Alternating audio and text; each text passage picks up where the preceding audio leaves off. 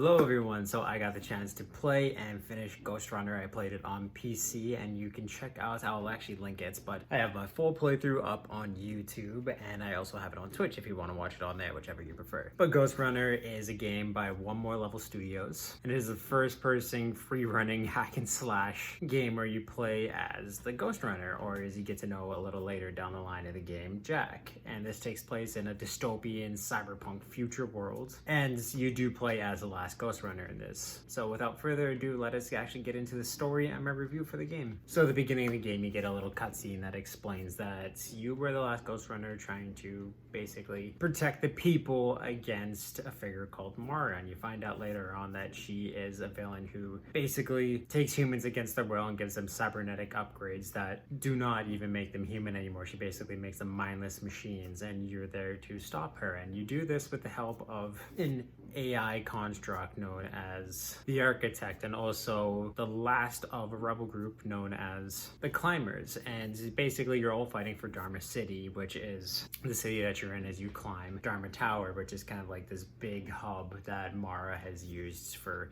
her experiments, her goons, just a whole bunch of things. But you're almost fighting from the bottom to the top, and you do get to traverse the city a little bit, but it's mostly just around getting to the top of the tower to defeat Mara. The Architect and the Climbers do have very different, they both want to stop Mara, that's their ultimate goal, but they do have very different means of doing it and also motivations for why they're doing what they're doing. The story is nothing new, but it is executed very well. Unfortunately, there are some plot holes left by the end of the game, which comes in the form of what happens to the Climbers and to what happens to the world at the end of the game. I'm not going to go into it for too much spoilers sake, but it just leaves a whole lot on the table, where who's going to look after the city, what happens to the Ghostrunner, just what happens to all these people, which I wish would have been touched up and explained a little more just at all, because a lot of that is just left on the table. The voice acting in this game is very, very good by everyone all throughout, whether it be just from the random goons you have to fight who banter at you and do all these little things, or communicate with one another in order to find you and track you down, shoot you, or just even taunt you, is really, really well done. From the main characters spitting their dialogue and just transforming and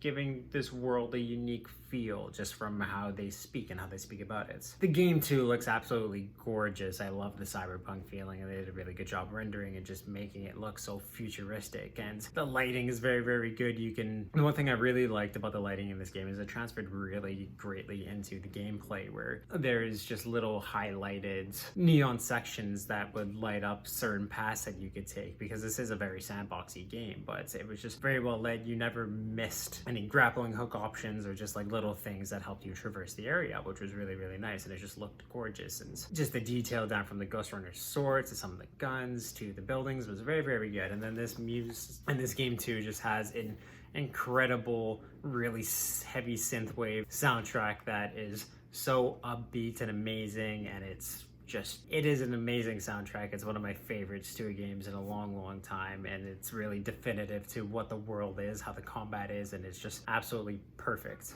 But yeah, all these little things just make the gameplay so much more enjoyable, whether it comes to the lighting, the music. It's just, as you're running and sprinting through all these sections, hacking and slashing your way through crowded rooms of enemies, it's just amazing to have an amazing soundtrack bumping behind you doing it, and just amazing lighting and really cool, just even like the billboards you run on, I sometimes almost fell to my death because I was looking at the graffiti that's spray painted on them. There's just a lot to see that was rendered into this game very, very well, and it just created a world that I cared for and I was really interested to learn more about. And like I said, the gameplay on its own is super, super fun. It is very fast, and it can be unforgiving at times because you are going to die a lot. It's in my stream I was saying a few times where it's kind of, no one's good at Ghostrunner. You just get a little better every single time as you learn where the enemies are going to be placed, where walls are to run, where grappling hooks are, even where certain power-ups and abilities are for you to use in certain sections are. You are going to die multiple times through each section, even when it comes to the platforming, but you see new things each time and you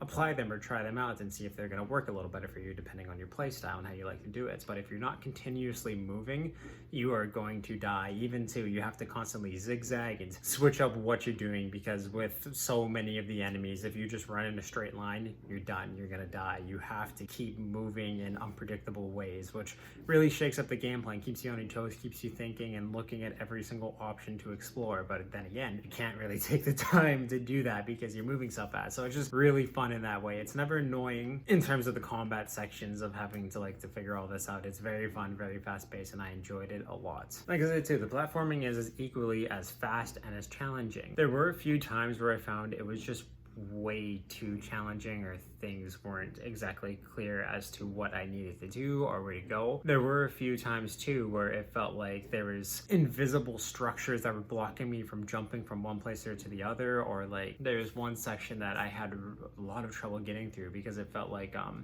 one billboard I would jump off would give me this weird extra speed boost that would always make me miss these platforms, and it was almost like I was just getting launched in midair by a turbine or something, which wasn't actually there in the game, and this never happened in any other sections. That would make me miss certain jumps or just have way too much speed and not land where I needed to. And then same thing too, there's another wall in the same section that would keep me sucked into the wall. I would jump off but immediately be slammed back into the wall, and it took me forever to get around it because this is the only one way through these platforming sections, and it was impossible for me to get through. So it was really frustrating in those senses. I don't know if it was just me who had these little errors, but those were the only ones where I found like there was something wrong with the rendering of the game. There were a few times where I got so frustrated because I just found there were some really bad or long checkpoints that just brought me back almost minutes all the way back, and I felt like it could have been a little more forgiving in those ways, or just sometimes the levels were a little too challenging, or I just got frustrated in my own head, little things like that. But the platforming in this game is very, very well done, unique in every single section, and it is very enjoyable. Like I said, in the combat and even just in the platforming, it is a very high risk, high reward gameplay style where your movement is as deadly, or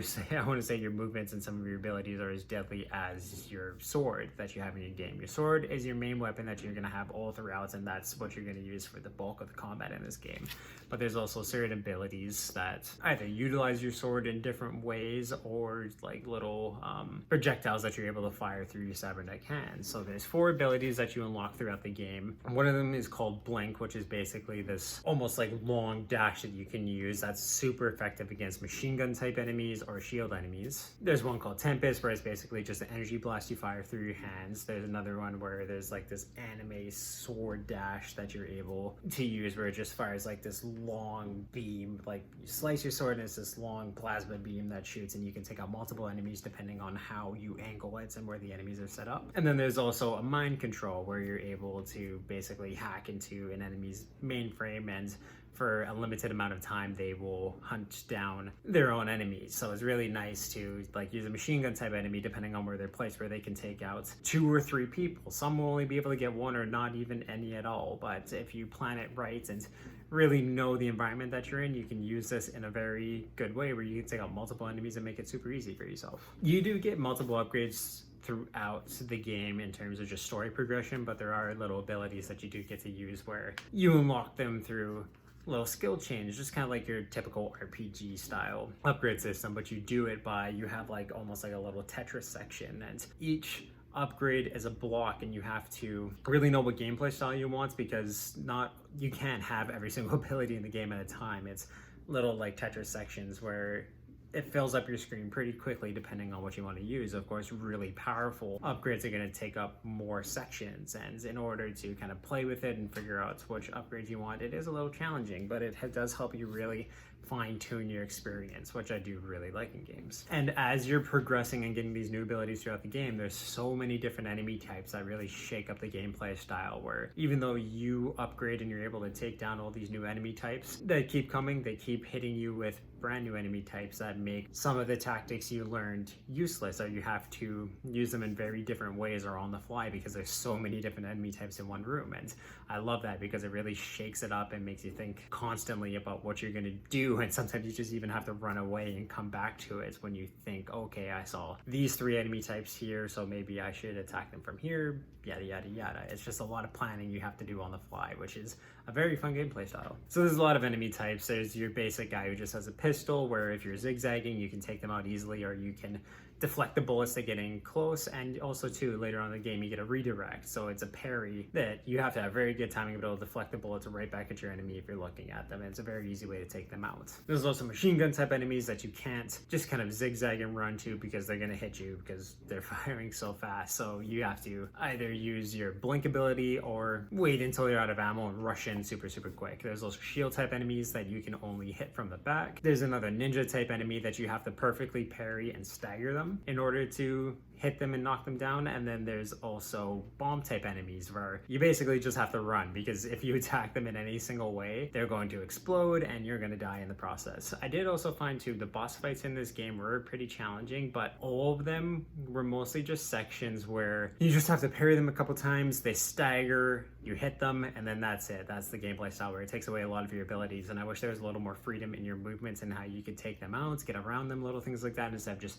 parry, hit. Okay, they go to the next section, jump over these couple obstacles, parry, hit. I just wish there was a little more variety in the combat for the boss fights. There's also too some sections where there's shield orbs you have to destroy, where like if you go up to these enemies while the orb's still up, your blade's not going to do anything. You have to take out the orb before, so it's a lot of platforming in order to take this out, and then you can move in and do all your strikes from there. Same thing too, like your parries aren't going to work on machine gun enemy types. So again, it throws so many things, like you learn these things and then it counters you with all these new enemy types, which I just loved having to just keep on adapting and learning how to play the game or replay it almost every single time, because no level's the same. It adds in either new enemy types, new platforming sections, rails, bots that you jump on top of and you have to jump off at certain times to get to new platforming sections. It's just really fun, and it shakes it up every single time and just keeps it fresh throughout your entire playthrough. The only platforming sections in this game I didn't really like was you go into this place called the Cyber Void to get a lot of your upgrades in the game, and I found a lot of them are just these were the bland sections of the game where you're just collecting a lot of orbs, and